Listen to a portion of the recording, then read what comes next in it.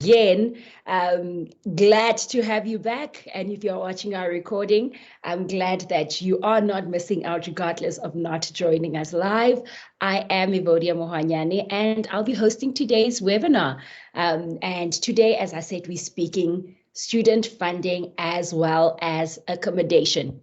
At SecureTheGrad, we are well known, almost 3 years now, for making sure that we bring you on-time information with the most relevant speakers around issues that are occupying your mind, either from frustration, excitement, or just a point of knowing. So this is registration period in the South African higher education, and we know one of the critical issues for us is student funding. How can students fund their qualifications, particularly now for registration, those who have student debt, those who are entering the first time, and those who are, of course, trying to secure the grad and finish this year. We've brought exciting speakers all the way from, we've got Standard Bank, we've got Center for Graduate Support to speak to those of you who are now honors, masters, PhD, how you can get that funding. We've got Housing and Residence Affairs to speak to you about on-campus as well as off-campus funding. And we're excited that those of you joining us live from our respective Bloemfontein, South and Godgoy campus, that we can get this conversation going with you. So once again, a big welcome from my side. You will notice that in order for us to have a meaningful and a fruitful conversation today, we have a few ground rules that we want to highlight if you're joining us for the first time. And a reminder for those of you who are joining us again, that your microphone as well as your camera have been disabled. That's just to ensure that we have a wonderful and excellent online experience with you today, and those of you who will be rewatching this recording, that it is seamless and we can get the gist of the conversation. But what we ask you to do is also for the sake of us communicating back to you and informing you of new exciting projects that are happening, and also for our competition details towards the end of the webinar, we ask that you use your full name and surname so that we can identify who you are, and we can award you the prizes towards the end of the show if you are identified as one of our winners. Today we have a jam-packed schedule. We have quite a lot of participants happening. And in order for us to make sure that we bring you in to the conversation together with our speakers, we would like you to participate in our polls. Now, what are polls? It's quick questions that will pop up on your screen. You will have multiple choices to make, but you can select one of the choices. So either a yes or a no, or I didn't know, depending on what our options are. Click on the link submit, and we will hear what you have to say throughout this conversation. Now let's move over to hear who will be joining us in our webinar today. So for today, from Center for Graduate Support at the University of the Free State, we've got Lindwe Boy. Lindwe, we're very excited to have you on the show. We've got David McCall from Center for Graduate Support as well. Always an exciting time to hear what funding opportunities, as well as what support the Center for Graduate Support at the University of the Free State has in store for our students. Our all-time favorite, as well as now, I think we can start counting them as family. Kihilwe Mutsabi from Standard Bank. Kihilwe, very excited to have you on our platform again. As we're celebrating 3 years, we're very excited that Standard Bank has been with us on this road. And then from UFS Finance, making another return is Khomutso Mokako, as well as Mr. Chwane. So looking forward to having conversations with you. Dr. Murray, who was with us from the very first conversation around funding, director at Study Trust. Dr. Murray, welcome. Looking forward to the conversation.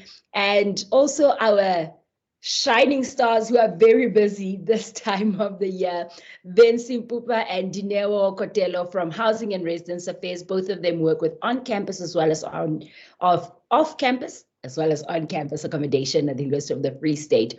As you can see, jam-packed speaker lineup today. We want to make sure that we can get as many of your questions answered in today's webinar. And if we can't, I hope that at least you walk away knowing much more than what you knew before you entered that conversation. because of our lineup, we're going to have to get the show on the road. So to kick us off, we're going to do a quick introduction with our speakers, that they just tell us a little bit more about themselves, who they are, what brings them here, and I'm going to make it a bit interesting today. What is the one thing that maybe we don't know about you? Are you looking forward to Valentine's Day approaching next week? Or, you know what, summer is just not for you? Let's hear from our speakers. I'm just going to ask that you switch on your cameras for us so that our audience can get to see you. While we're getting our guest speakers to put on their cameras, I see Kafui is joining us from Ghana, Tsepo from Botshabelo. We've got Tembile from Kwakwa. So looking forward to also having conversations with you. Where are our speakers? I can see Kihilo is there, Vinci is there, Dr. Murray, and Lindiwe, I can see you all there. So let's start off with the person who's been with us all the way. Dr. Murray, welcome. A quick introduction to our guests about who you are, what do you do at Study Trust, and maybe one exciting fact that we don't know about. Yeah, thank you so much. It's wonderful to be back. I have a soft spot for this university. The interesting thing about me that you might not know is that I grew up in Kwakwa. So I always feel this very, very serious affinity with this university now that has the branch. I saw that building being built in front of my eyes when I was going to school in Harry Smith High School. So Study Trust is a national bursary organization, and I'm here today because I'm supposed to know a little bit about the external funding scene. So I'm honored to be on the lineup. Thank you, Evodia. Thank you, Dr. Murray. Looking forward to our conversation. So, Kotwa, you are well represented this afternoon. I'm going to then move over to the newbies. Let's talk a little bit to the newbies. Who's there from the Lindiwe? I think Lindiwe, I've not seen you on our platform before. Welcome with us. A little bit more about you and what do you do at CGS? Yes, thank you, Vodia. Am I audible first? Yes, you are. Okay, thank you so much for the warm welcome. I am Lindiwe Boy. I'm at the Center for Graduate Support, previously known as the Postgraduate School. So here I work under the funding portfolio where we administrate and disperse funding opportunities for our postgraduate community. So I'm really looking forward on divulging into those funding opportunities that are available for the community that we serve. Thank you, Vodia. On Valentine's, I'm not going to say much on that, hey? I have literally nothing to say. Are you going to swipe left or right? But that's a conversation for another day. Welcome with us, Lindiwe. Looking forward to hear from you. And let's hear David. Is David already on the line? Yes. Hi, David. I see a black screen. Is it black for Valentine? Oh, David, you're just not audible yet. We're just waiting for your audio to come through.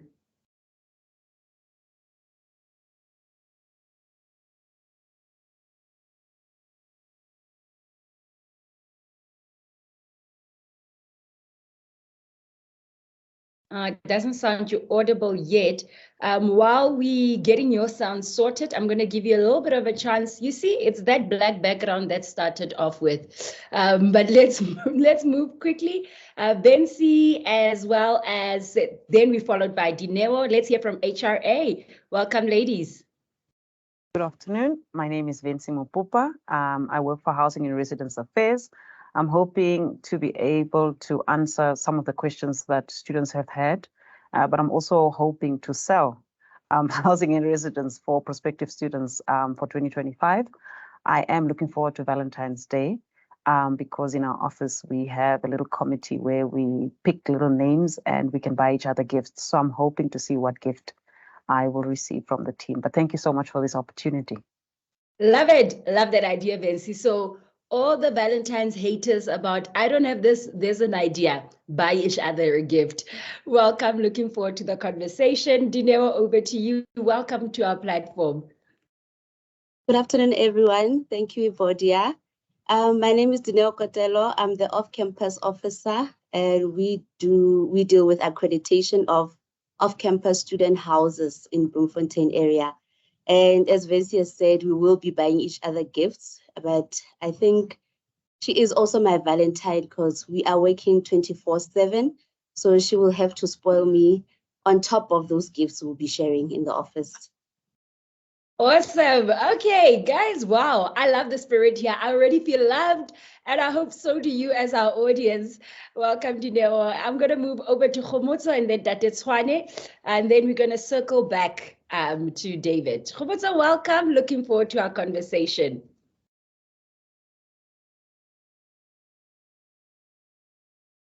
Khomotso, I can't hear you either. Let's try again. Still not. Let's see. I want to suggest that you quickly go to your microphone settings to see. Sometimes if you switch from headsets over to the device, it tends to not pick up there. Let me move to Tate Tshwane quickly, and then we'll circle back to you and David. Tate Tshwane, welcome with us. You're also not a stranger on this platform, and we're very excited to talk to you. Please introduce yourself to our audience. Thank you. Thank you for the warm welcome. And I look forward to participating, answering questions that are posed for our division and to those that would like to have funding in 2024. I would be very much glad to see that we address and answer questions.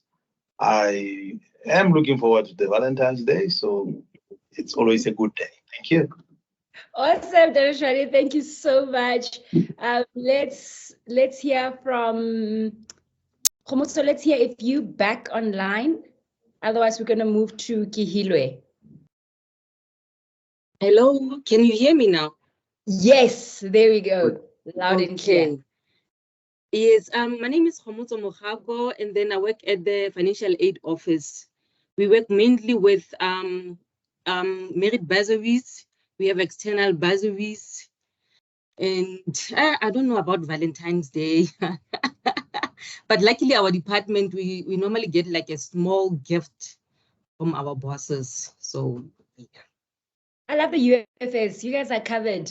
Khomotso, looking forward to our conversation. Kihile, over to you, a long-standing partner.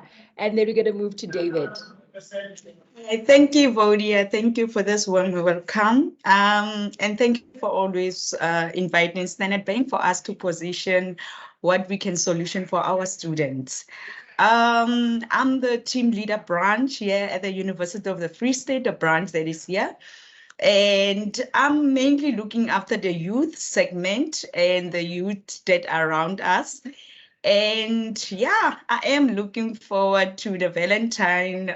We always celebrate it here at work, but I'm looking forward to our HEARS team, what they have brought us for this year for the Valentine.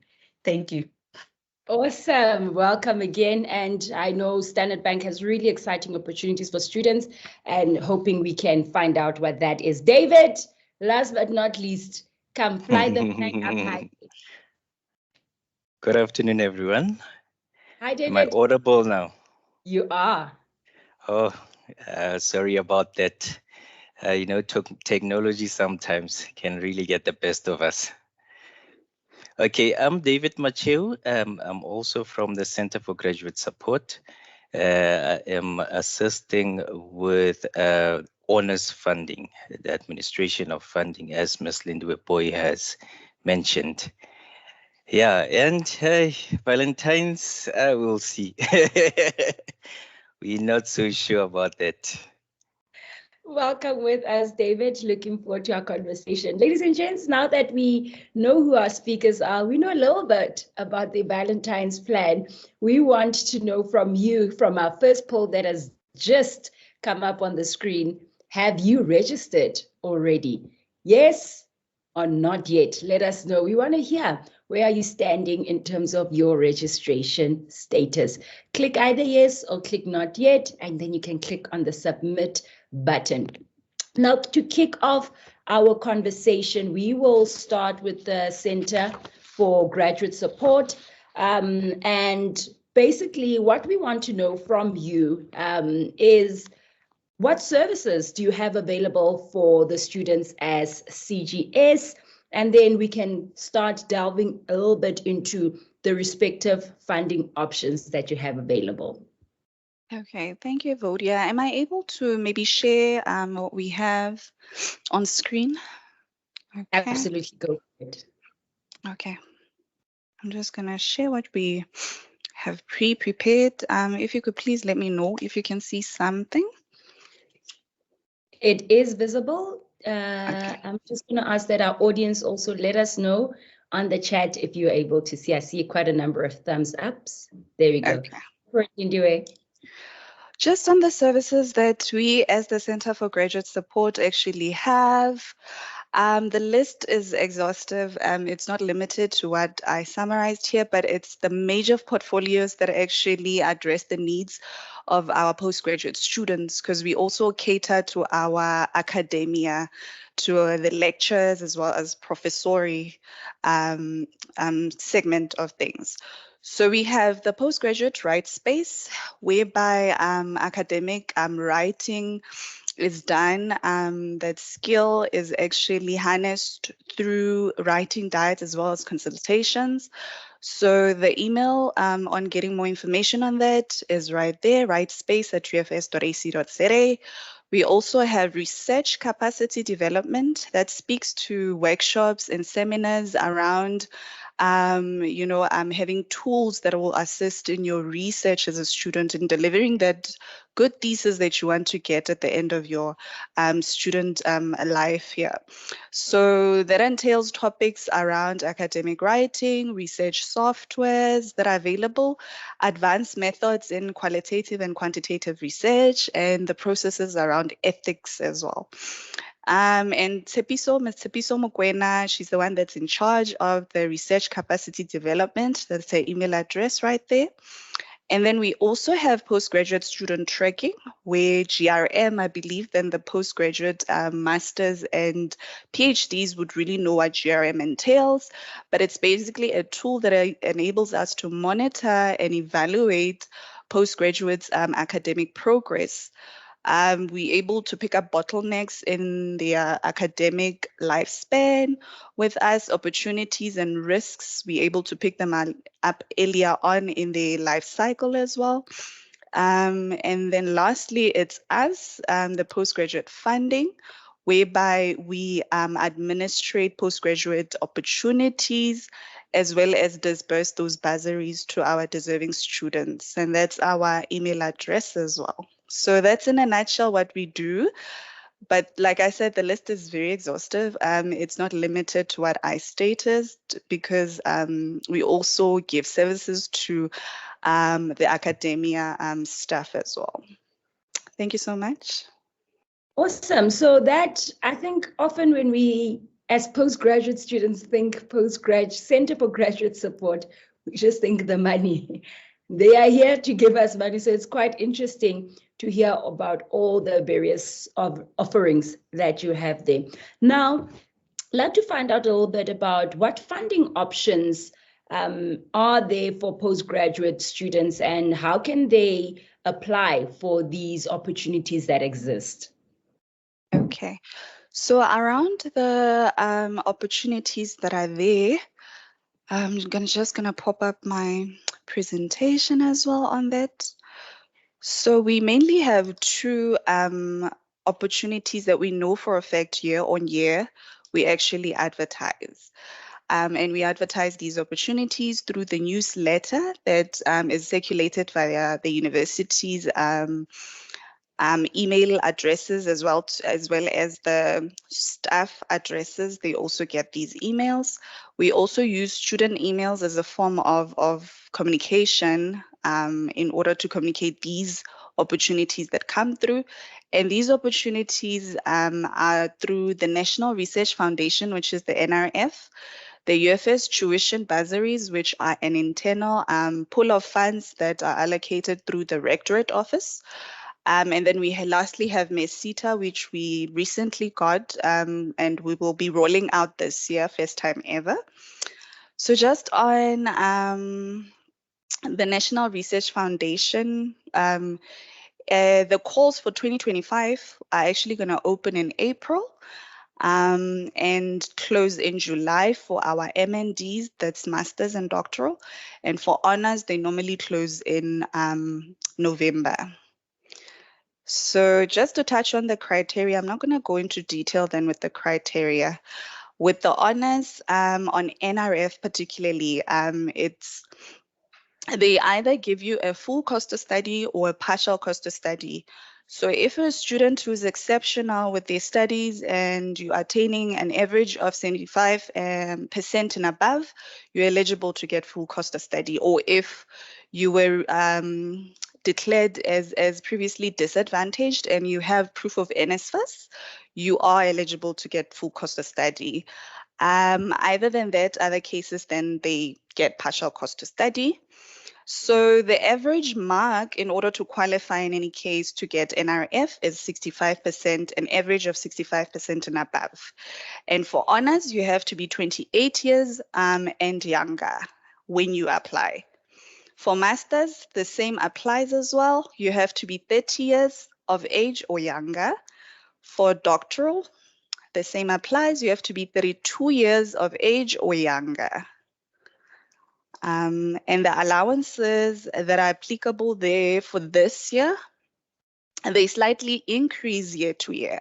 So that's basically on honors, what you can attain for full cost of study or partial cost of study through to your doctoral studies. So they say that they give you quite a lot of money for you to actually just focus on your studies. Hence, we don't recommend that our students partake into working full-time per se, because the focus should be on delivering on your academics. Just on that, I am gonna go just to the UFS tuition, our next bursary opportunity that's available. So this is an internal bursary that we also administrate via UFS. We do have it for the categories or the study levels, rather, postgraduate diploma or honors. We have it for masters and doctoral. So that's just the closing date normally of when we would close it around October, but the calls come out in August, around August today. The criteria was a bit steep, and I know that, yeah, we are going to get a lot of questions around that, but it was mainly due to the reason that there was budget cuts, and we wanted to really secure space for, or rather funding for those students that are exceptional in their studies. But management is currently looking at having to just lower that 70%, because that was a bit of a concern for most students. So currently, that's the criteria. And I know that there worry some condition there, it's that 70% average for your final year. If you honors, that applies. If you masters as well, you should have attained 70% in your honors as an aggregate average, as well as your PhD as well. So just on the eligibility with, let me just go back to masters. With masters, very important that you have to be within your first 2 years of registration as a master's student in order to be eligible. Because that's in accordance to our rule books when it comes to your study tenure per se. And then with your PhD, you have to be within your 3 years of registration as a PhD student in order to be eligible for this funding. Evodia, I think I've said a mouthful. These are the opportunities that I could elaborate on. I don't know, in terms of time, I really don't want to go beyond. I think that gives us a very clear picture. Thank you so much, Lindiwe. I do see we already have questions flooding in the chat functions.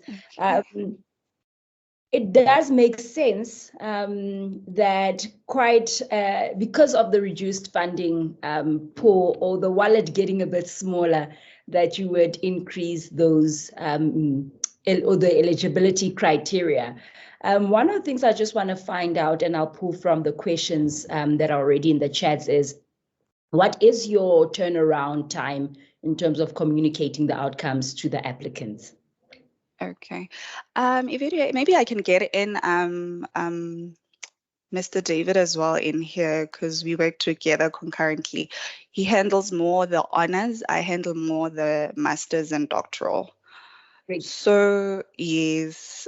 So just with the first leg of us having to roll out outcomes, we started off with the early applicants, people who applied with the first closing date that I showed there in some slide, the 31st of October 2023.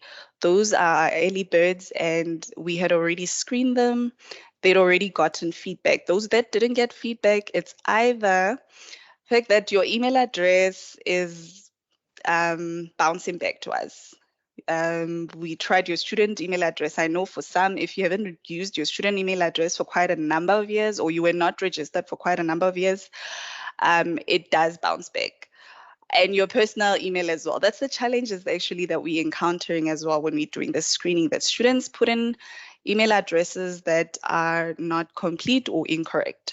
But other than that, if everything is fine on your side, then everything in terms of communication from us to you as a student who applied early, you shouldn't have problems at this point. We have responded to all our students.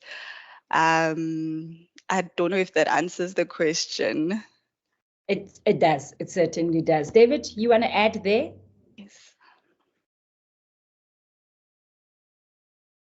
No, Evodia. Ms. Lindiwe has clearly put it. So yes, we did screen all the applications that we received, as she has stated, that we received last year. So we are currently finalizing all the late applications. Awesome. And that helps. Just a little bit of info around the Mercieta funding. Who qualifies for that, and how do you allocate those funds? David? Okay, for Mercieta, we basically look at the students from previously disadvantaged backgrounds, and then the minimum average is 65% for your final year. So we did on the application asked for a few documentation which had to be screened, and then yes, we basically look at the household income just to see exactly if you are from a previously disadvantaged background. That helps in terms of understanding. Thank you so much. I'm going to jump off the conversation with Center for Graduate Support. I'm going to ask colleagues, if possible, there are some questions that are already in the chat. I know you will not be joining us for the Q&A segment, so I'm just going to ask in the meantime if you may just respond in the chat function to some of those conversations. And I'm going to move over to one of our external funders, who is Standard Bank. Kihilwe, talk to us a little bit around what different funding opportunities Standard Bank offers to our students, and how can they access information about these opportunities? Okay, thank you, Evodia. Evodia, can I do a presentation? Just quick one. Go for it, Kihilwe. All right, just confirm if you can see on your side. It is visible on my side. I'm just going to ask that the audience also gives us a thumbs up so that we can see whether you, awesome. So Kile, you can go for it. You can put it on presentation mode. I'm just thinking of the legibility for our audience, if that will make it easy also on your side. All right, let me just get it on my side. Okay.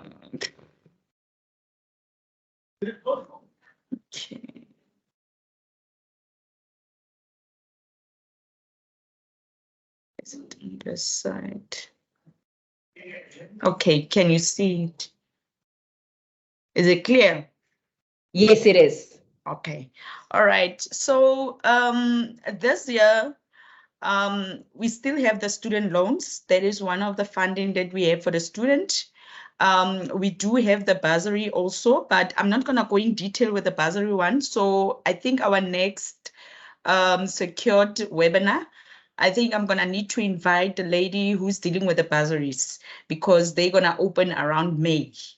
So I will only focus on the ones that we can offer the student now because I believe the need is now. So currently we do have the student loans, and I believe that every year the bank is trying to make it better for our student and to solution for them. So the student loan that we have different types of student loan, which is the one where it's a full-time student where you need a surety. And basically a surety is someone just a guarantor to say that if maybe the student decided to not complete with his studies, and then that person will continue with it. But the surety basically is there just to pay for your interest. For the time when you complete with your studies and you get employment, then you can continue with your payment, and then the capital is not too much because of the loan is being financed by those interests that the surety is being paying. So basically the surety can be your mom, your father, your uncle, whoever is willing to be your surety who's working. And then we have a part-time one where it's a self-assured, where those students, they are working themselves. And then we have the student loan without a surety. So the one with a surety, we're saying that the minimum income should be at least 3,000, and it should be a full-time student, and it should be an accredited institution. So our student loan, it covers the tuition, the accommodation, the textbooks, and we do have a max for the accommodation, which it should be 60,000, and then the textbook should not exceed the 20,000 per annum. And then the nice thing, some students, they are not aware that sometimes you can get a bursary, like the ones that they've been mentioned now. You can have a bursary for tuition only, and you need accommodation. You can apply only for accommodation. It does not mean you need to apply for everything. Hi, Vodia, are you still there? I'm still there. I can hear you, Kile. So you can continue. Okay, thank you. And then the surety only pays for the interest. And the interest, it's really affordable. And if the surety is banking with Standard Bank, the nice thing, we give the surety the prime rate, where we don't put anything on top of the prime rate, which is 11.75. So we give the surety that 11.5 if the surety is banking with Standard Bank. And then the student will only start paying off that student loan once he completed what he studied and get employment. Once you haven't got the employment, just need to inform the bank that he's still completed with the studies but haven't got any employment. And then the one with the self-assured, someone who's working and you're studying at the same time, you need to earn an income of a minimum of 5,000. And we cover the same, the textbook 20,000 per annum. The tuition, we don't have a maximum. It can be up to 400,000, but we don't really have a maximum. And then the one that we are dealing with it, I think, on a daily basis is the one with the surety, student loan without a surety. The student loan is the one that covers for third-year student and third year and onwards.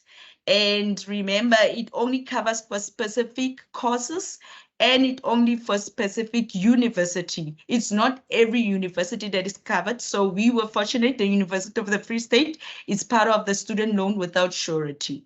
So with the student loan without surety, it has a cap of 120,000 for the current year.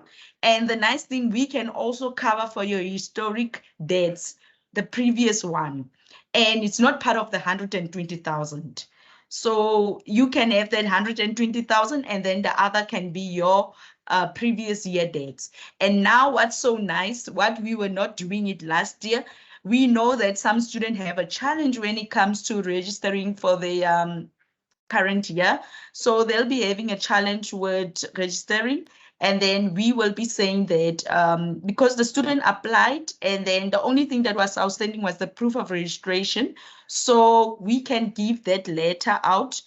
Then they need to go to finance, just show them that letter that you are approved for the student loan. We give you a pre-approval to say that you are approved for the student loan, even your historic debts. So can the university please assist us with registering the student? Then we will disburse the funds now to the university. So that is one of the things that the student, they were struggling because before we were really strict, we were like, we want that proof of registration, but we know some students really have challenges when it comes to that. And then the other thing about the student loan without surety, it takes about 3 working days for them to give you the feedback. The application, you do it online and you submit the document to student loan without surety at standardbank.co.za. And then after 3 days, if you haven't received any response, you are more than welcome to come to our branch. We will do the follow-up for you. And we always do that and you always get the feedback. So if 3 days pass by and you haven't received any feedback, come to us and then we will assist you with the follow-up of that application. And just remember that if maybe there's any challenges that you are having with the letter that we gave you for the pre-approval, just communicate with us so that we can communicate with the finance department because we've been having that challenge when it comes to that one. Evodia, is there any questions? These are just the requirements for these student loans. The one with a surety, the one without the sureties. And then these are the university that we currently covering for the student loan without surety. Great, Kayla. I just want to find out, so with the loan without surety, which study fields are you covering? Because I did hear you indicate that not all the faculties or all the degree choices will be covered. Which ones are you specifically focusing on? Okay, it's Faculty of Economic and Management, it's Science and Agriculture, it's Medicine. I will just open one here just to show you those courses. Can you still see? We can. Okay, thank you. I just want to open so that you guys can see. And then the nice thing, the student can also go on the website to see if they are pre-approved, especially the ones they want to check for the surety. They can check on the system, get pre-approved and if they get approved on the system, they can come to the branch and then we can see on our site that the student was approved. And then we can continue with the application. Great. I'm going to ask Kihilo also if you can also put the link to where this information can be found as well in our chat. That would make it easier for our audience to be able to find out about this information. Yes. One of the things I really want to congratulate Standard Bank on is the fact that we can help many of our students with covering the historical debt. So with historical debt, just to make sure that I did hear what you said correctly, they need to be 3rd year and up, or can you cover the respective years before 3rd year? It needs to be 3rd year onwards. And then if the student's gonna do 3rd year and then he has historic debts of 2nd year, then we can do that because remember wants to register for 3rd year, but can't because of those historic debts. So we can cover that. That is great news. So for my audience, I hope that is making more sense. One last question I have for you, Kilwe. So what happens to our students who have applied for NSFAS, but are currently either appealing the outcome or have not been allocated the funds, and they are a bit stressed that the spaces are filling up and they need to pay that registration fee? Can they also apply for a loan from Standard Bank? And what happens to them once they've obtained their NSFAS funding? Okay, how we've been working with that situation is the student who are still waiting for the feedback from NSFAS, they will come to us and then apply for a student loan, and then we approve them. And then remember that we pay the tuition straight to the university. We pay the accommodation straight to the accommodation department or to the agent. So with those ones, usually when the student is being approved later on with NSFAS, I know that NSFAS will pay the university straight. So they will credit that account of the student, and then the accommodation, I'm not so 100%, I think they will pay where the student maybe gave them the information for the accommodation. So what happens is for the student, with the university, his account will be in credit. And then the student just need, I know the university, the finance department, they usually say to them, they need to come to the bank to ask them to give them a letter of the proof where those funds come from. So they just need to come to us. We give them the confirmation of the student loan, and they go back to finance to credit that student loan, because NSFAS already covered that portion. Then it goes back to the loan, then it reduces the debt, or it can close the debt. Depends how much you took. That is very helpful. So if you get your NSFAS gets approved and your loan gets approved, make sure that you're not in debt, ladies and gents. I know it can be tempting seeing those big amounts reflect.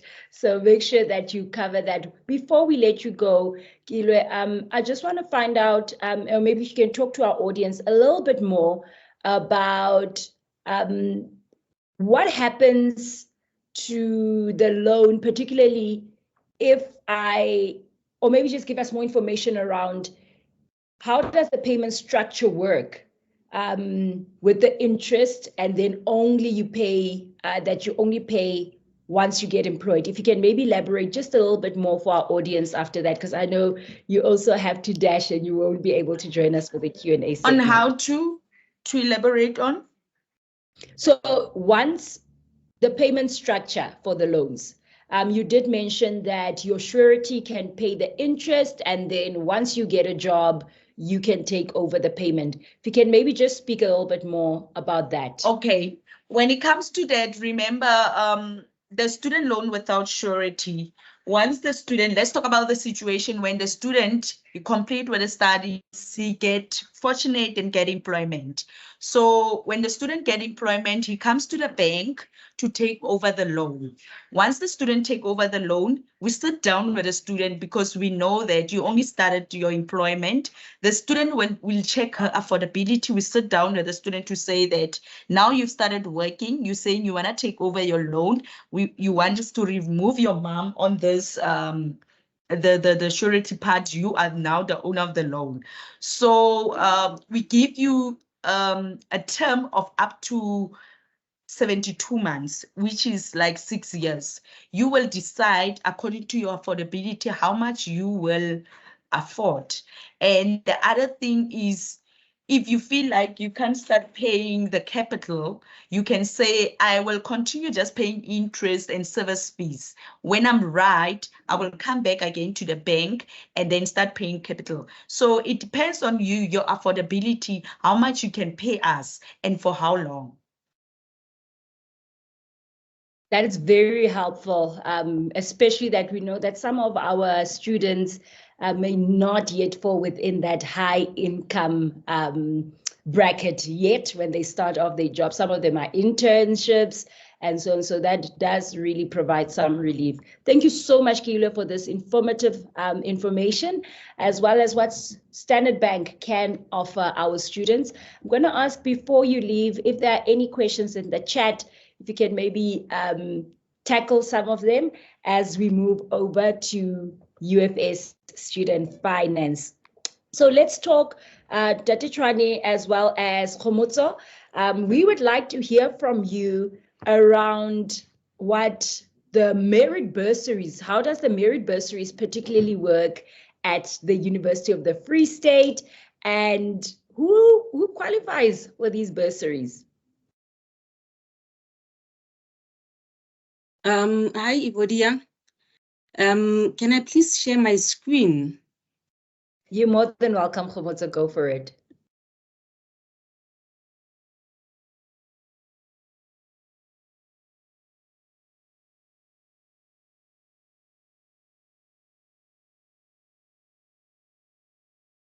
Okay, let me know if you can see my screen. I'm going to continue talking at the moment.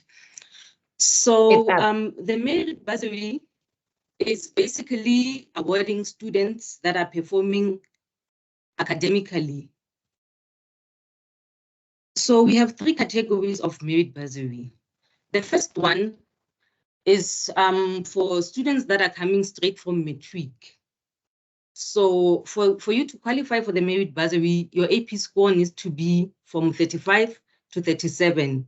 So we'll reward you with a 6,000 Rand merit bursary. The second one, if you have 38 to 40 AP score, you receive 10,000. And then if you have 41 to 43, you receive 15,000.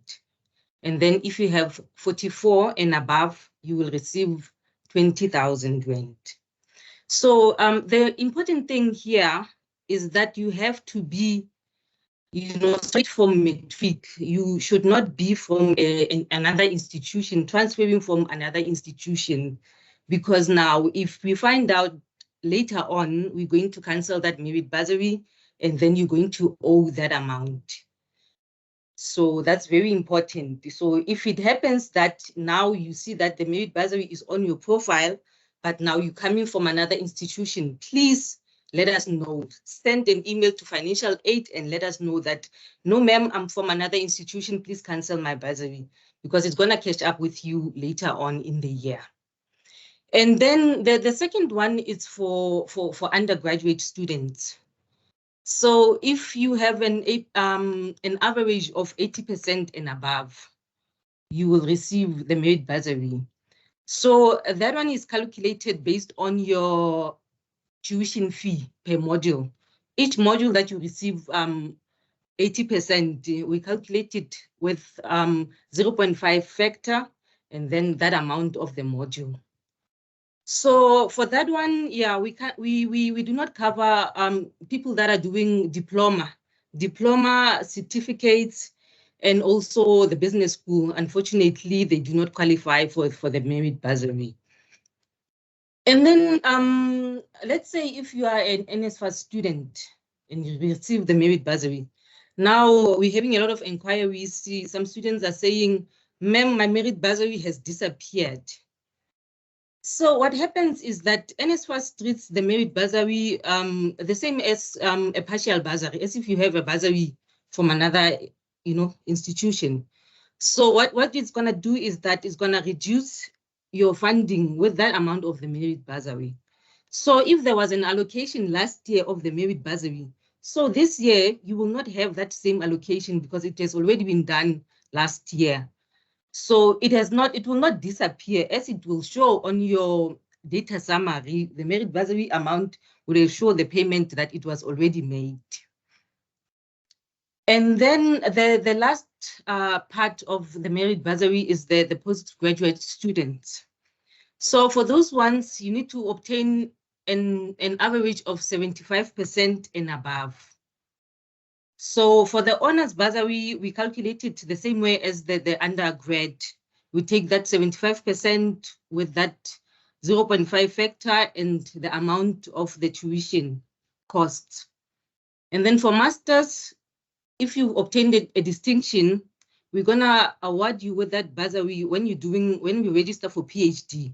You're going to receive 5,000 on the first year of your PhD, and then another 5,000 on the second year of the PhD. Yes, no, thank you so much, Ivo. I think, yeah, I've covered most of it. That does help. So one of the things I want to understand, you mentioned the NSFAS component, that if a student does have NSFAS funding, that affects the merit bursary. I'm maybe not 100% clear. How does that, if you can maybe just give us a little bit detail around how does that affect it? Does it cancel it out, or does it remain? What exactly happens there? Unfortunately, with the NSFAS component, the student is not really going to enjoy the benefits like other students that didn't have NSFAS. They will not be able to get a refund for that money, unfortunately. It will just appear on your profile. You'll see a credit there on your student account, but you will not have a refund, a credit balance at the end of the day, because now NSFAS is going to reduce their funding according to what you received from the merit bursary. Oh, snap. So, man, I think, yeah, this is tricky, but I guess it is what it is at the end of the day. So it's almost like if you come and ask me for 250 rands and you say, but I have 50 rands in my pocket, I'm going to say, okay, Khomotso, because you have 50 rands, I'm only going to give you 200 rands to make that 250.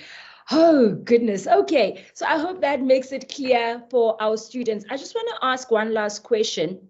Can students apply for a merit bursary, or does the system automatically pick up that they meet the criteria and then automatically award these funds into their students' accounts?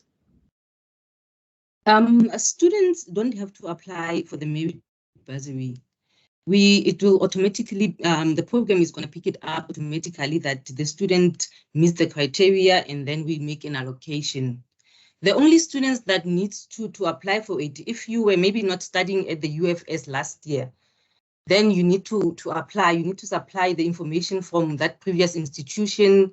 You need to supply your results and also the statement of account to us so that we can do the calculations, and we have to do that manual allocation of the bursary.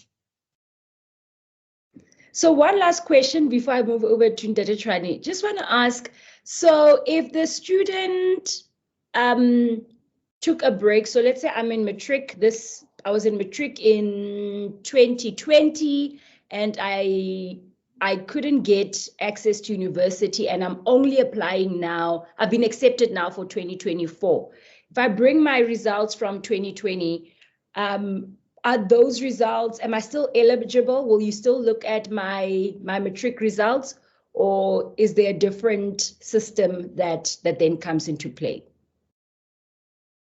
Is the merit bursary is still going to pick it up. It's going to be valid for 5 years on your profile. If you take a break longer than 5 years, then unfortunately it is not going to show on your profile. So they give you at least 5 years so that you can still benefit from the merit bursary. That makes perfect sense. So try not to stay out of the system long so that you can benefit from these opportunities.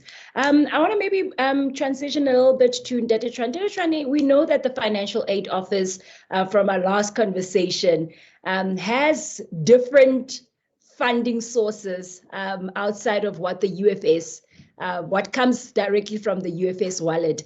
What do those opportunities look like for our students at the university when they register? Thank you, ma'am.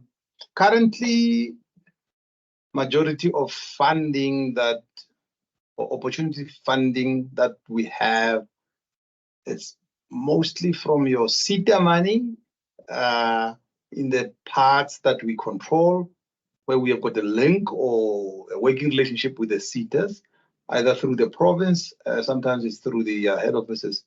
And at the moment, those are applications that are still being awaited to be concluded for students to know. Some issues that are outstanding from basically 2022 that SETAs are still trying to resolve in terms of their accounting purposes. how to basically offset debts, because at some stage they offered to institutions, if students have got debt or outstanding monies, undergraduate, and some were based on certain qualifications. But that process is still on. Painful to students because people are just not making their final decisions. It should have been concluded long time back. However, we are pleading with them every day for those students to at least be able to have their accounts paid and have their degree certificates at least be couriered to them once the payments are effected and finalized. Other funding opportunities, we do interact with Study Trust, report on the race. So I don't want to take the lap of Dr. The Free State, our Kwakwa guy, our Kwakwa doctor. So I will leave that for him to go on with that, because we do interact. I've worked with him for a long time in terms of the processes, in terms of the funding that they handle, and we appreciate the fact that he has steadfastly supported this institution, students as well, with the funding, and we appreciate it very much. Dr.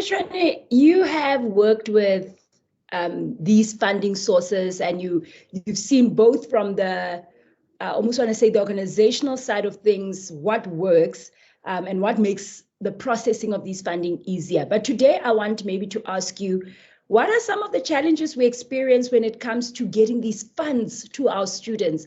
What are some of the blockages? What do we struggle with? Why do we not get hold of the students sometimes? The challenges are unique and varied. However, I'll just highlight one. In the beginning of the presentation, issues around incomplete information, that students are requested to provide an email address. And then that email address is not complete or it's no longer being in use. So that's the last information that you have or that the institution has to contact the student. So the communication gets sent through to that email address, and unfortunately then there is no response. And only to find later the student, then realizes, but I missed the boat. And then when you indicate, but this is your last data that you provided to the institution in terms of your communication line, and therefore it went to that address, you did not respond. It's painful, but the reality is that's how it works. If you do not provide a tangible or accessible information, offices and officers do not sit and wait for a person. You are in class, we phone you once. You come out, if you do not call back, you miss the boat because the queue is big. I see the chats here, people are indicating, I'm still waiting, I have not received any response. But I hope our colleagues on the postgraduate column side funding will actually respond to those students, because the processes are there. It's not that they don't want to respond, but they are still busy with that, and they will give time. But it's crucial for students to understand.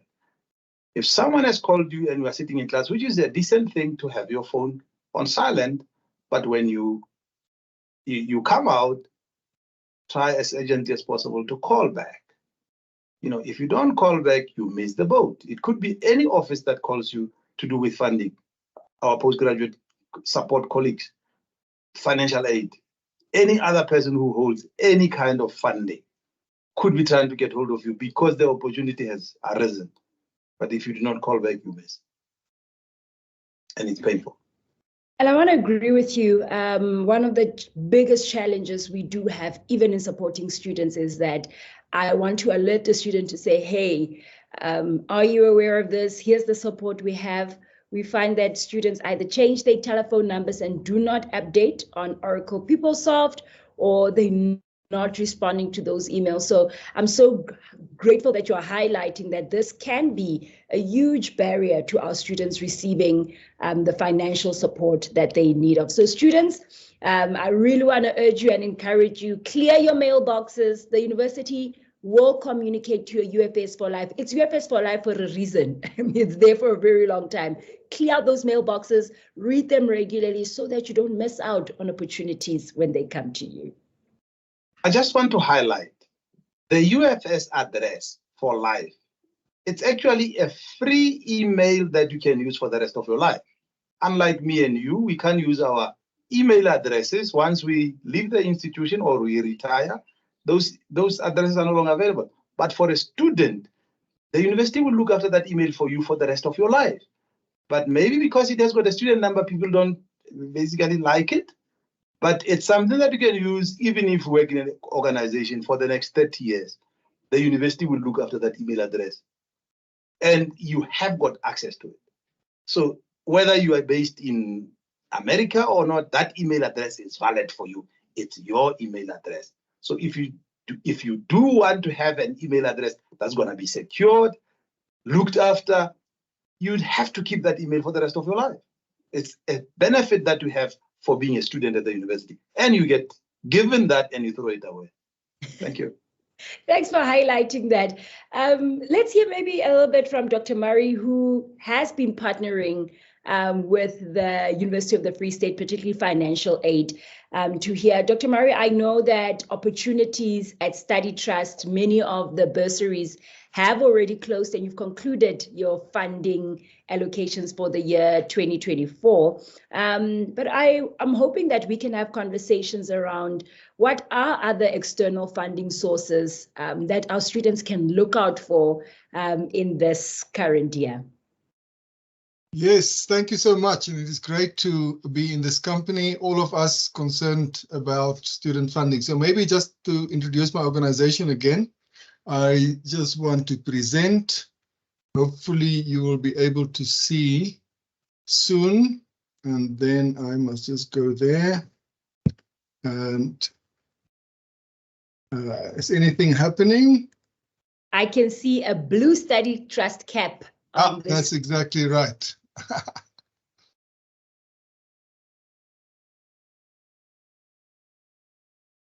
So okay, you can see my cap. Right, so the reason why I'm showing the cap is for the 50 under our name, because this is our 50th anniversary.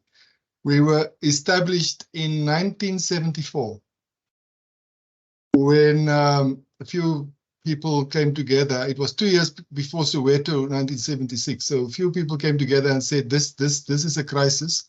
There's a lot of talent. These were people who were exposed to talent, especially the talent of our Black youth. And they said, this is the fact that potential doesn't get opportunities. That is going to lead to a big crisis. 1974, Study Trust was established. The crisis came in 1976. Basically, just an uprising against the regime and its attitude towards the potential of its people. And we survived that, although at the time, the founders they were very worried that maybe we were too late. And yet in the year 1976, we got more applications than ever before, the preceding 2 years. And we just understood that education is for many the way to liberation. That was the language of those days. There was even a slogan to say, first liberation, then education. And we always work with those who said, through education, liberation, through education, fulfillment, and a better life. So that's where Study Trust comes from. And we are celebrating the 50th year. So basically, if you want to ask me what our vision is, yeah, that is it. South Africa, where potential and determination find opportunity. And the moment you say that, then you are sitting where we are sitting today with this. And to a large extent, we must say it is also now, again, a crisis. Student funding is a crisis. We are not going to go into all the challenges that we know are experienced and the challenges at NSFAS and all of those. It is really a problematic area. And that's why I told you before, please just introduce me by saying, well, our bursaries for 2024 are now already given. We had an application process, we had a closing date, and then we went in and we selected. But where is the money coming from? I think that's the first point I want to make here. So I've written there. We, a study trust, we are a service provider. We don't have funds. We have a little fund of our own, very small, really kind of almost negligible, small, where we, over the years, build reserves through the contributions made by private donors, individuals who give their money for, for the education of the youth. Majority, by far, the majority of our income, the big money, is coming from mostly corporates and foundations and trusts. And for the companies, we have set up these trusts and these foundations. It always goes hand in hand with some legislation, some regulatory stipulations.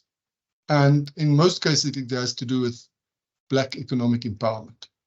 There are also others, but that is the major thing. And if there should be a decision by any government to say that we are now stopping this, there's now no incentive, or kind of almost like, no, it's part of very strong incentive. It's almost like a demand that companies have to make money available for Black economic empowerment, then organizations like Study Trust would probably, we won't have money. We will go back to a very small size, helping only like 20, 30 a year. We're not helping many, we are helping kind of, 2,000 a year. We receive 30,000 applications. Now, obviously, not all of them qualify, but this is what we deal with. Such a need. And we can every year maybe give 500 new bursaries because 500 have graduated the previous year. So that's the pressure there is. The money comes from, and we also have colleagues in this space, like Moshal. In Moshal's case, all the money comes from one person. We also know about REAP. They help students from rural areas, but they work very closely with NSFAS. There's CareerWise. We are very close to them in terms of what we do and how we do it. Another bursary company. And they have the same problem than us. Far too many people applying than what they have money for to assist. The money comes from the corporates. They want points. And the points are either socioeconomic points or what is also called CSI, corporate social investment. That one is a little bit lenient in terms of how they verify everything. And that is where they also don't mind if some white students get bursaries. But the second one, skills development, skills development points under the BE codes, that is exclusively for Black students. And that is the growth area. This is where you get a lot of companies now wanting to increase their score. And one way of doing that is to allocate a certain percentage of their payroll to skills development and then say, okay, bursaries is a good way of doing that. And then they contract us and say, please help us spend this money responsibly. So it's never our money. We are the go-between. And we have to listen to them. What are your requirements? And then we have to advise them and say, no, you won't be able to do it in that way, whatever. We give them advice because we know most what is happening in the sector. And then eventually we have criteria, and you can go to our website. You will see all the bursaries, including Standard Bank. It's also great to be, again, with a colleague of Standard Bank. One of the bursaries that we administer, we always tell our students, our bursary students, don't say you have a study trust bursary. You have to say, I have a Standard Bank bursary administered by Study Trust, because the money comes from Standard Bank. We are just in between. We make sure then that the money gets to the students in time. This is why we are so busy at this time of the year. It is like madness. We have to get everyone registered, contracted, make sure all the results that are submitted are correct, and then, proceed and pledge the payment so that students can get their allowances and get their transport money and kind of get their accommodation, all of those things. That's what we do. That's the service we provide to the corporate sector, because obviously they must go and make money, and then we spend their money for them in a responsible and efficient way. That's why our pride is that we really try to spend the money. Not try, we do it. We absolutely can account for every cent. And that is also what is required on the regulatory part of it. The companies cannot get their points if they cannot prove that the money actually eventually went to the students or to the educational institutions. So that's what we do. And then also we have a few bursaries that are talent bursaries. By the way, the Standard Bank bursary that we spoke about is a talent bursary. It is a recruitment bursary. The reason why Standard Bank started that bursary scheme is because they want good people into Standard Bank. So they select them in terms of the need that they have in the bank. So now you can already think they are not going to give bursaries to many students who are doing BA General, unfortunately. I personally think that BA General is one of the best preparations, if you put other skills on top of it, but that thought is not yet widely distributed amongst the companies that we work with. So they go for the scarce skills. They go for the IT nowadays. It's kind of exploding. And the engineers, the banks also like the engineers, because they think like engineers. So they can also engineer deals, and so on. So scarce skills mostly. And then we also do Amazon bursaries for IT. Those are what we call the recruitment bursaries. So that's where the money comes from. That's why people give money for us to distribute as bursaries. We are not only doing the money, we're also doing the support. So just allow me this opportunity to again tell you about our publications. In partnership with Rula Landman, Van Skyk and Capitec Bank, we now have a third one, My Next, for high school students, grade 12s mostly, but 10 to 12. Then we have Grad for first years to third years, and then we have Grad Next for honors and beyond. So in Grad, you will also find lots of links where you can find information about bursaries. And that is kind of, the Grad is all how to be successful as a student. Because the next question you asked me was, how can you attract attention to your application? And unfortunately, I have to say again, number one is always the results. I saw in the chat someone asked, can you get a bursary if you failed one module? Yeah, you may eventually get one, but remember there are lots of people who haven't failed and they are then in front of the queue. This is with bursaries, it's absolute merit.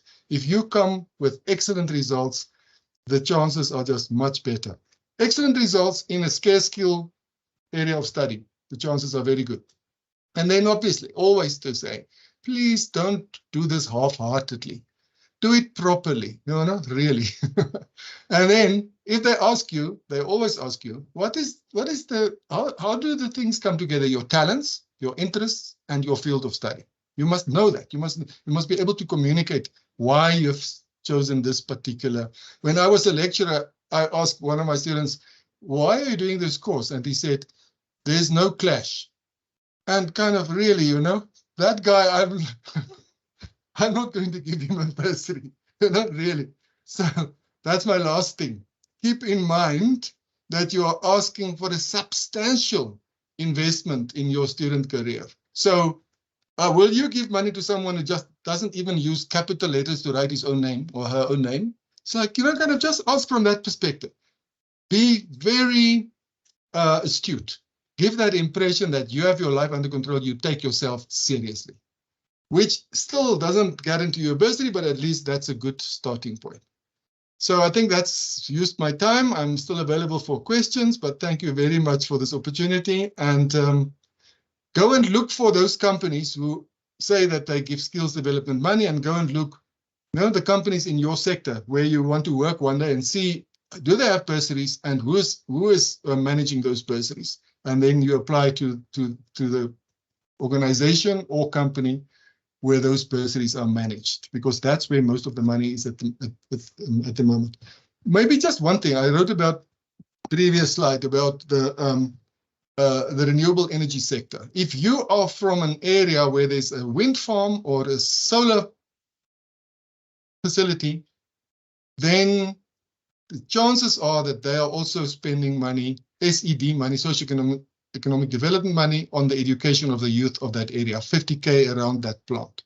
The chances are that there is a bursary, and find out, is there a bursary? If there isn't one, go and ask them, don't you want to start a bursary? Because lots of the money that we get at the moment comes from those plants, and then we are so privileged to help people from those areas. We work with one that's in the Bloemfontein area called Letsatsi, and Dealsville, you know, kind of those people from those areas.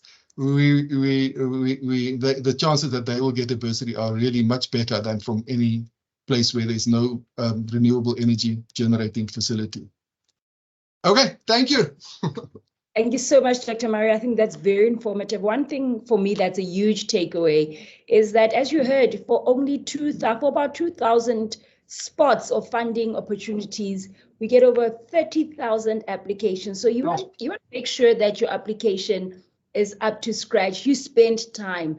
One of the things that most of the advice we get is, don't wait till the night before the applications close to complete that form. You want to make sure you spend time, get advice, and have the best possible application in your favor. Our next poll has come up before we transition to our conversation with accommodations. How will you how do I stop presenting? I'm going to just stop sharing. I've got it. Sorry about that. Sorry for the interruption. Right. I think I'm off now. Am I? Yes. Great. No problem. Thanks. As you saw, our poll has come up. Please respond. Let us know how will you be funding your studies this year. Is it a student loan? Are you self-funded? Meaning, I currently don't have a loan. I don't have a bursary. I am going to look for money somewhere, or I'm going to pay my own fees, or I have no funding at all. I don't have a plan. Let us know in the poll. Click submit. Now transitioning over to a very important conversation. Now that you are studying, where are you going to stay? Bensi, over to you. A little bit of information to our students. What does Residence Life do? What does it comprise of? Before we chat a little bit about what our students can expect from you. Thank you for this opportunity, Evodia, and welcome to everybody and the other colleagues that shared their presentations, very informative. And I think one of the most important things to understand about Residence Life, it's really an opportunity to experience living on or off campus. But what I like about, there's just one key word about Residence Life, and that's a community. You move into a space where you are welcomed by amazing human beings that really just forms this community. Your residence heads, your RCs, your mentors, and your senior students, because these people are the ones that will give you an opportunity to adapt to the new space, because it's something new. I'm specifically touching on first-time entering students going to junior residences. And these are the people that assist students to adapt to the new space. But at the same time, it also gives students an opportunity to take part in activities that are planned for them, you know, because it's not just academics. But when it comes to academics, if you are struggling, because you're coming from high school, that's a different transition as well. You're coming to the university space, you've got to do your own homework. Voila, you've got mentors that are going to be able to assist you on how to put together your timetable. How do they set aside time to study? But at the same time, you also have an opportunity to take part in social activities, because there needs to be a balance. So they assist you to also create this balance between academics and social life. So I think being part of a residence is really just an opportunity to experience how it feels like to be part of a community. So yeah. That helps to give a sense of what happens. You spoke a little bit about junior res or first time entering. So I know there's a distinction between junior res and senior res. What does that mean, and who gets to, who qualifies for junior res, who qualifies for senior res? Thank you for that question. Evodia, before I maybe just go ahead, I just want to let everybody know. We've got 3 campuses. We've got the Bloemfontein campus, and then we've got the South campus, and then we've got the Kopo campus. So on all these 3 campuses, on-campus accommodation, the capacity is 6,728. Now, for first-time entering students, those are the students that are pursuing their undergraduate studies, they would automatically be applying for junior residences. Now, there is a requirement to qualify for on-campus accommodation, and I'm touching on the junior residents. You need to be between the ages of 17 and 21, and also you need to have an AP score of 30 and above. That is for the Bloemfontein campus. For the Pokwa campus, you need to have an AP score of 25 and above to qualify for on-campus accommodation. And for the South campus, you need to have been accepted into the higher certificate program or into the extended program to qualify for on-campus accommodation. But I thought maybe it would be fair to also just give you the breakdown of the beds that we have on all these different campuses. For example, the Bloemfontein campus, we've got a capacity of 4,418, and that includes senior residences. And on the Kokko campus, we've got 1,532 beds. And at the South campus, we've got about 778 beds. So to move on to the senior accommodation, before I go into more detail, the capacity in senior residences is so limited. It's so limited. Although we want to accommodate all the students, particularly the ones pursuing their honors, master's, PhD, and postdocs on campus, we cannot because of the limited spaces available, or shall I say the limited capacity.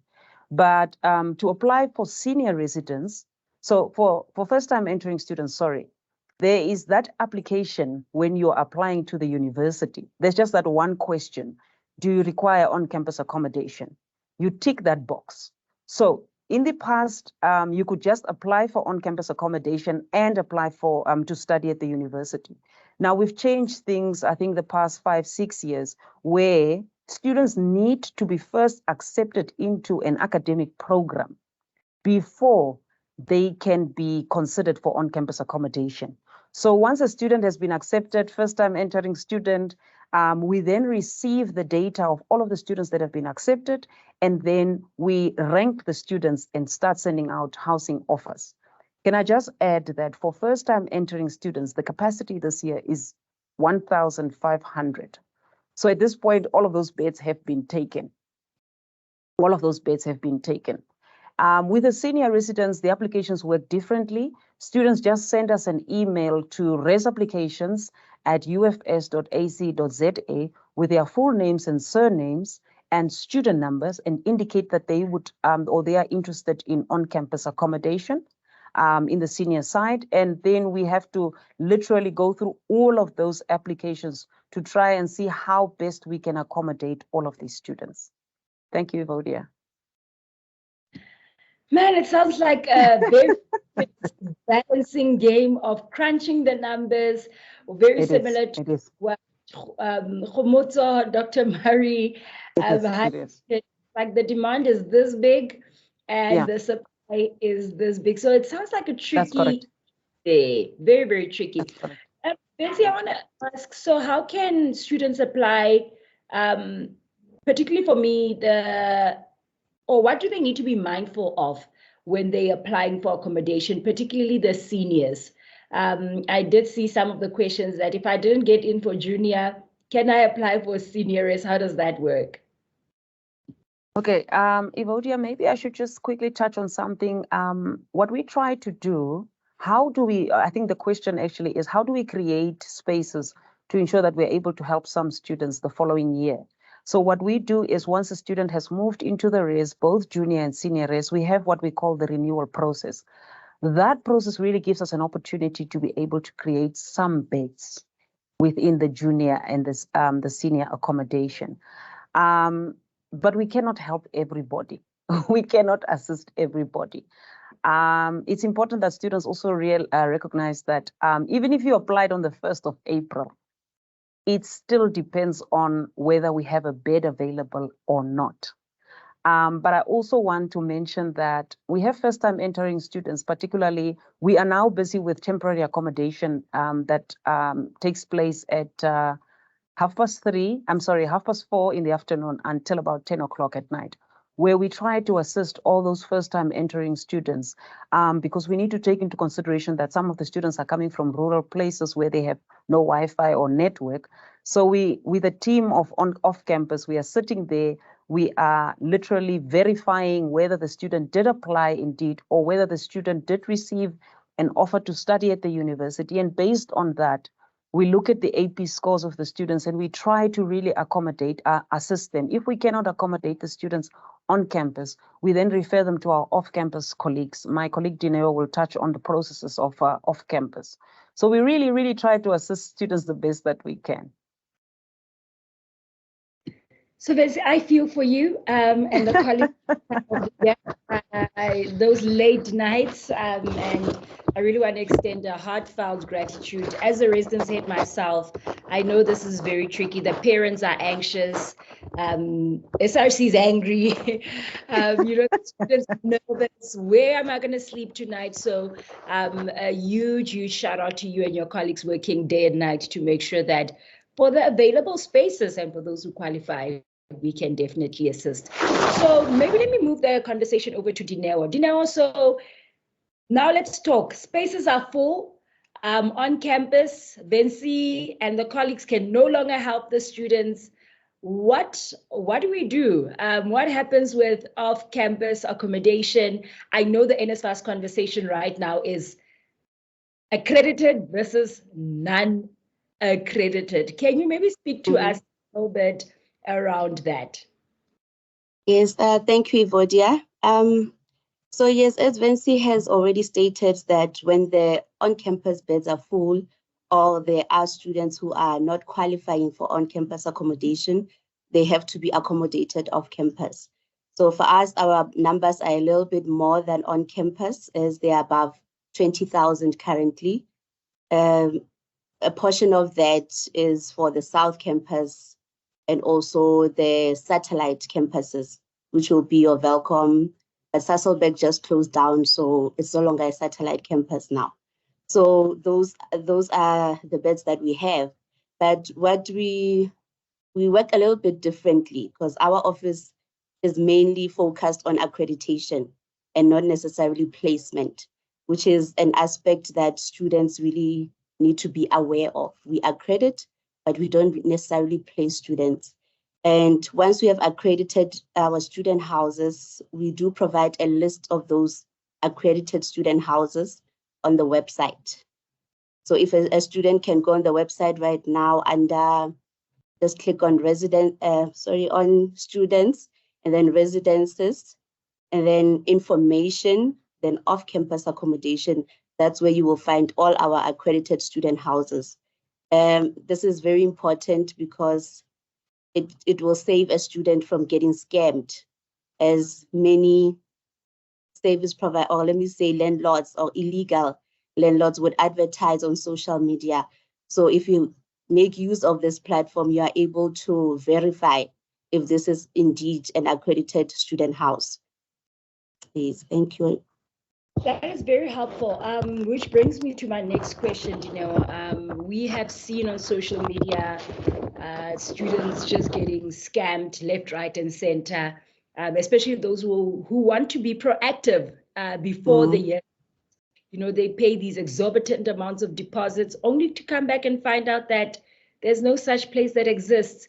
What would your advice be to students in terms of, what should they consider when applying for off-campus accommodation?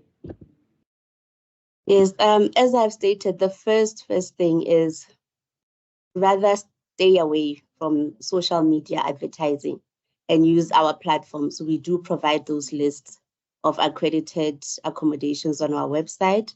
Or if you do find a place, maybe through a friend or through any other platform, you just verify through our website whether that accommodation is indeed accredited. That will really help the students. And some of the cases that we have dealt with is where maybe a service provider or a landlord would say, pay on the spot before you even go for viewing. That is a red flag. That is a red flag. You cannot just exchange account details on WhatsApp and you pay for an accommodation you have not viewed. So a physical visit to the student house will also help, so that it is an establishment that exists, and talk to the people who are there as well. I think that's That helps a lot, especially in this digital age where everybody trusts social media. I'm just trying to think if I'm thinking of one of our audience members who's sitting outside of the country. If you are desperate to find accommodation, you almost want to first come, first serve. With that being said, how does your office particularly intervene in situations where the service provider has been accredited by the UFS and there are challenges between the student as the tenant and the service provider that has received UFS accreditation? How do you intervene in those situations? Sure, that's a very important question. As I've said earlier, that our office main focus is accreditation. We don't necessarily deal with disputes between landlords and their tenants. So, but the university does provide some legal assistance, especially in contractual matters that the university assists through the law clinic. So students can visit the law clinic if they have refund issues or deposit issues with their landlords. So the law clinic is there to deal with that. Over and above that, we have relationships with some of our stakeholders, like the Rental Housing Tribunal. They are also very helpful in this regard, and we have built such a strong relationship with them that they always assist our students. And the other option is also the small claims courts as well. But also when it comes to accreditation matters, maybe when we are talking about now the conditions of the house, that's where our office is able to intervene. For example, we have a list of non-negotiables for a student house to be accredited. So if you are not providing services like Wi-Fi or cleaning services or transport, because those are requirements. But transport, if a student house is 2 kilometers away from the nearest gate. So those we do intervene, and we do go and investigate, and from there try to reach an amicable solution, and if not, it may lead to the accreditation of the service provider. So in actual fact, what you're saying is the students shouldn't just keep quiet if they live in a UFS accredited accommodation and these conditions do not meet the standards.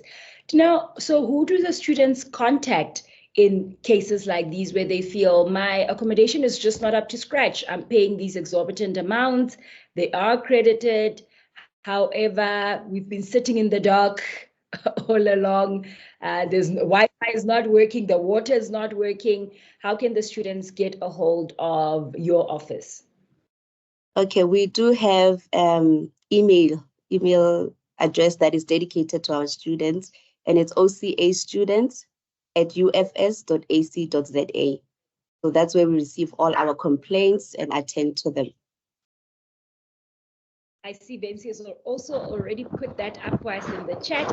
I'm going to ask that our technical team in the background or our communications team also put up the necessary website on where to find information about accredited off-campus accommodation. And remember, it is UFS accredited accommodation.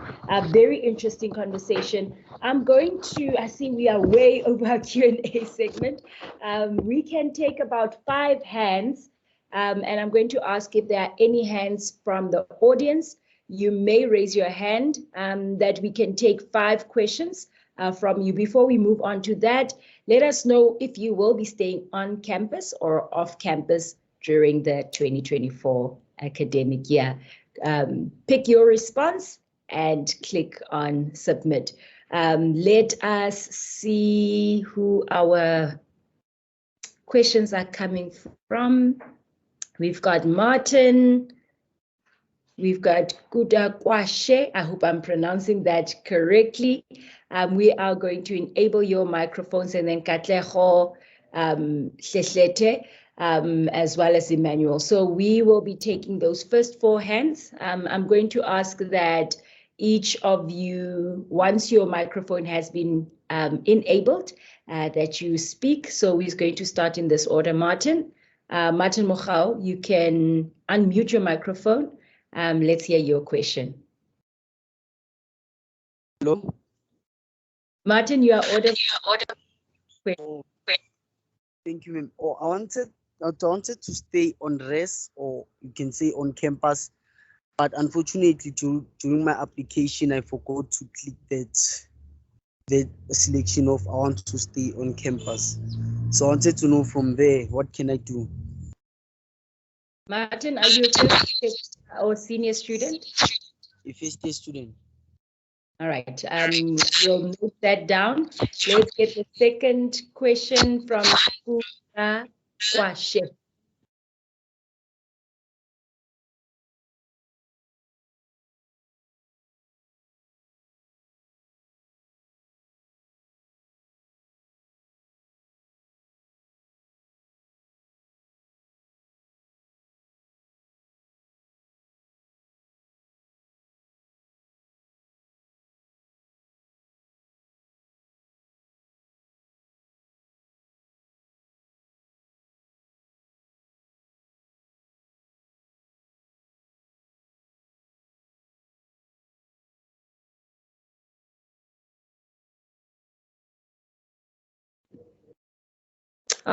Apologies for that.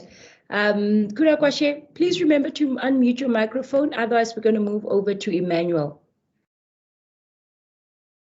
Okay. Okay. You Thank you.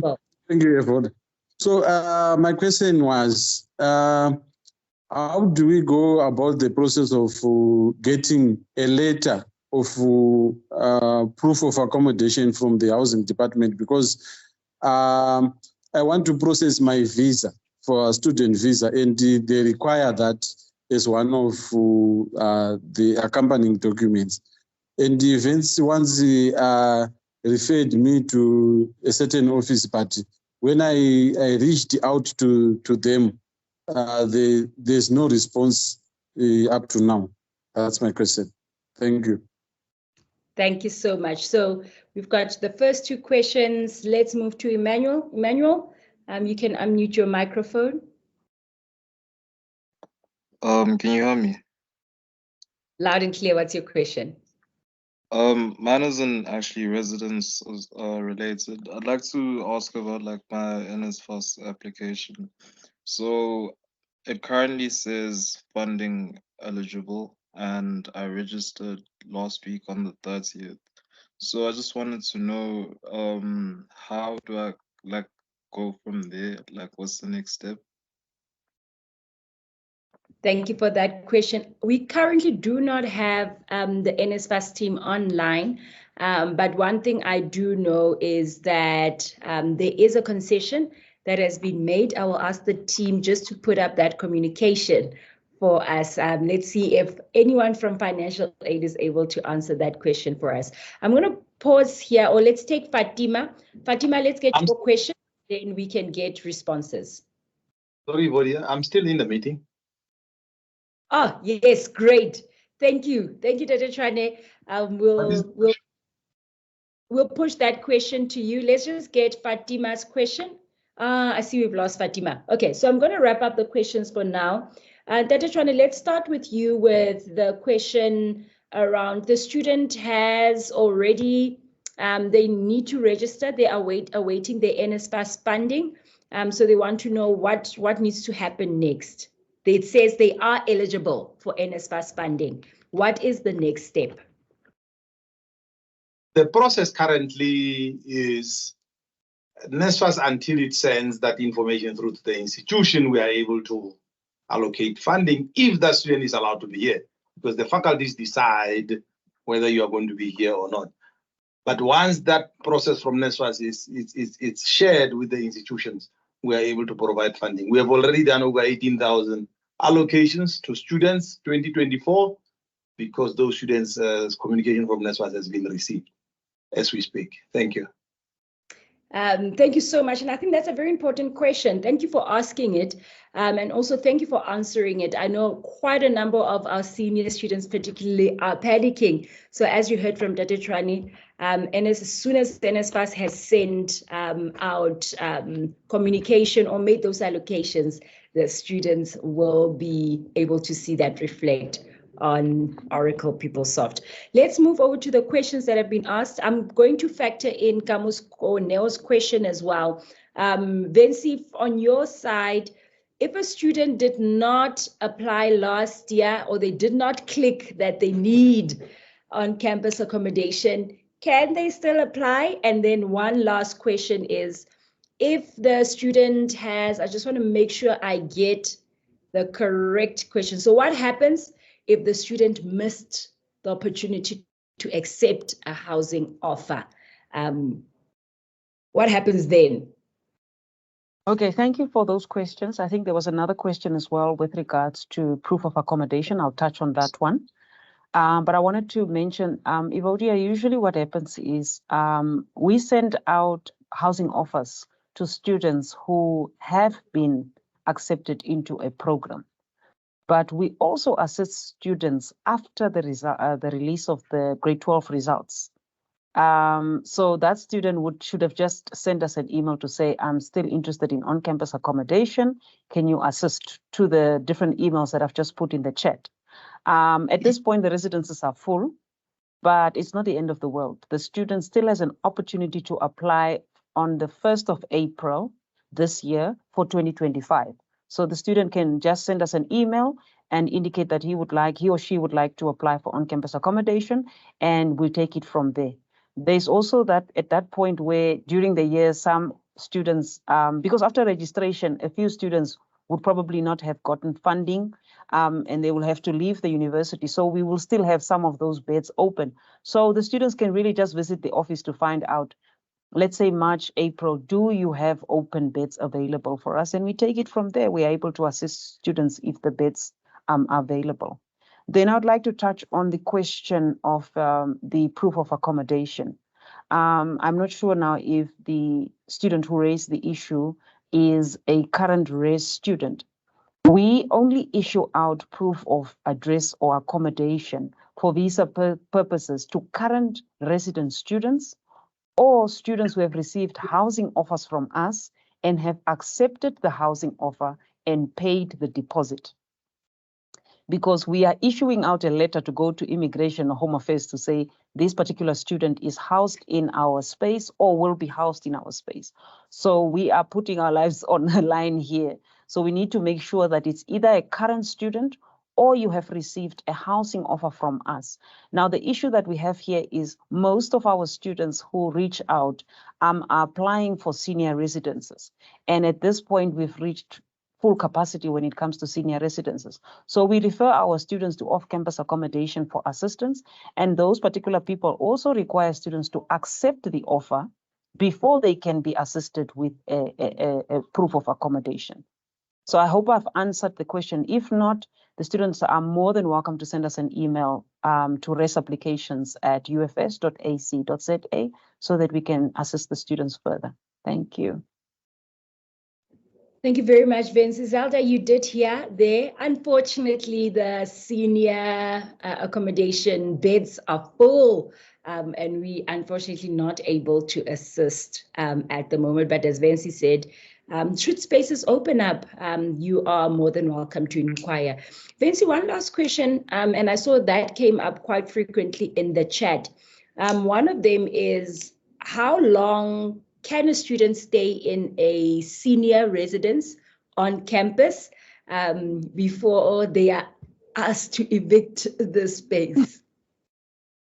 Thank you for that question. Evodia, earlier I touched on the renewal process. It is similar to the renewal process that is run in the junior residence. So we've got this process in place to ensure that other students also get an opportunity to stay in res. So if you've stayed, for example, your academics play a role as well. Your academics play a role as well.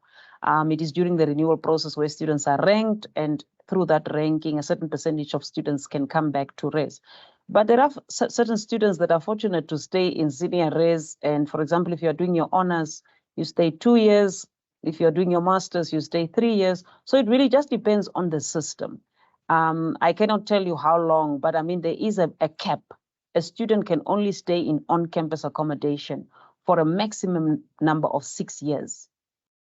Whether you're doing your undergrad whether you are doing from your undergrad to your senior, your postgraduate degree, there's a maximum 6 years.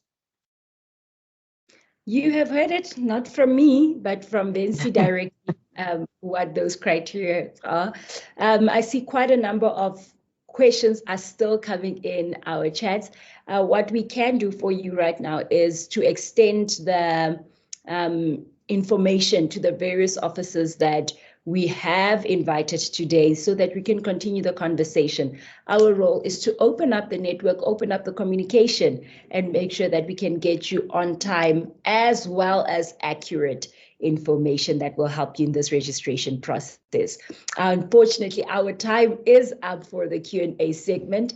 We did have some exhaustive conversations today, and hoping that you can get clarity around some of your most pressing needs as well as pressing questions in today's webinar. Yes, sir. I see sorry for butting in, there's a question, when will NSFAS be able to pay our registration fee? I see there's a question there. NSFAS doesn't pay registration fees. If students are very careful and read very well, our message says you are funded, continue with registration. I don't know why would someone be waiting for registration to be paid, because NSFAS never pays registration. They absolve you from being asked to pay registration amount. So I don't know why is the question like that, because that's for me very strange. If you are funded, you are asked not to pay registration money. So unless they've got too much money, they want to pay registration money. Thank you. Thank you for that, Shadi. I did definitely miss that question, and it helps. So students, please read the communication. Most of the Free State has published communication around the financial concessions that are being made for provisional registration. It is very clear who qualifies for that, what the limits are, what the current debt amount should be, and who is excluded out of that. So please, I see our team has also put down the information in the chat for you around that communication. University of the Free State, and I want to ask our students, I know that the non-official UFS communication platforms are there that we help each other as peers, but for accurate information that is vetted by the institution, please use the official University of the Free State Facebook page, Twitter, or now called X, also known as X, as well as Instagram, and do look at your student email, UFS student number at ufsforlife.ac.za. That is where you will find the most accurate information. I want to thank my guests at this point for really staying with us on the call. I know 2 hours is a lot to take out of your busy schedules, especially this time of the year where the queues this morning when I took my daughter to school, I saw the queue was already snaking on the Bloemfontein campus, with some of our students waking up as early as 3:30 in the morning to go queue. So our hearts go out with you. Please make sure that you do read communication from SecureTheGrad in your student email. Follow us as well on our social media platforms to make sure that we get you information. Quickly, we're going to announce our winners for today, and then I'll tell you also where to find out more about us. Oh, actually, let's go there before we announce our winners. So do contact our GPS contact center on 051-401-9111, and you can select option 2.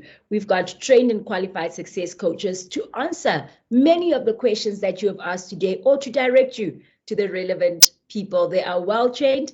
If you are still struggling with your academic programs, do email academic advising on the respective campuses. Bloemfontein is advising at ufs.ac.za. For Kwakwa students, advising QQ at ufs.ac.za. For our South Campus students, advising SC at ufs.ac.za.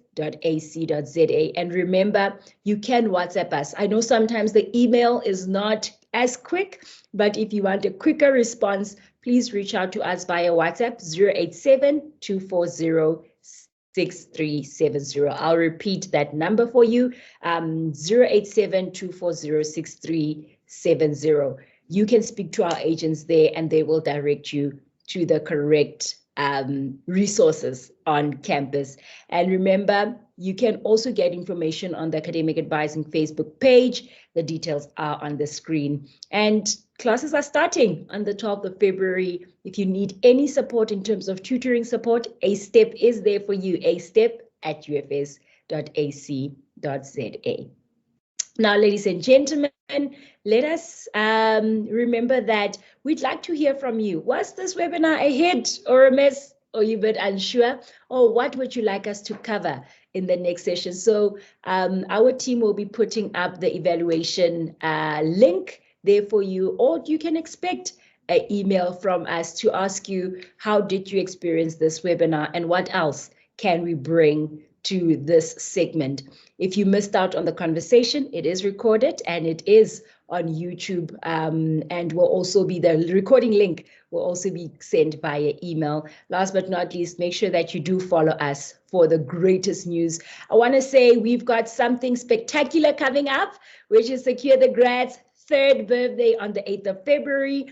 Come join us. We're going to have such fun.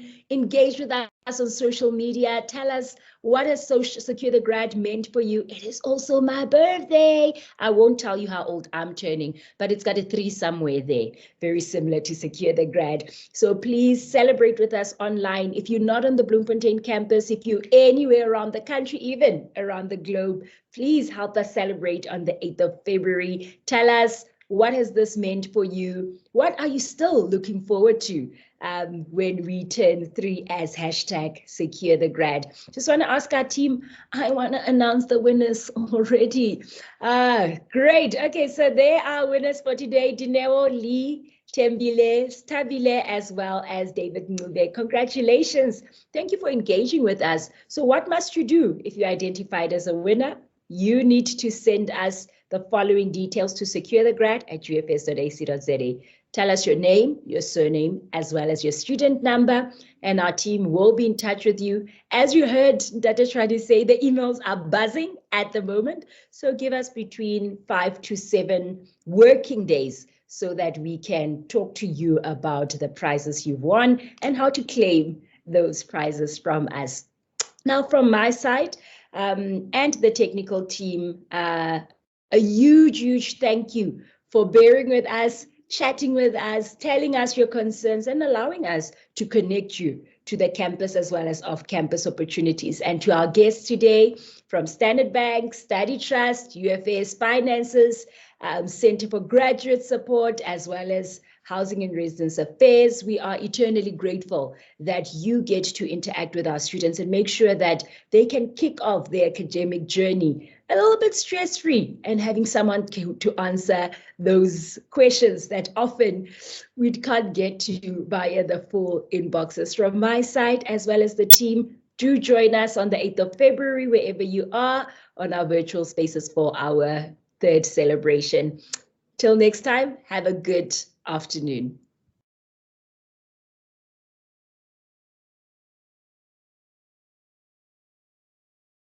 Thank you. Bye-bye.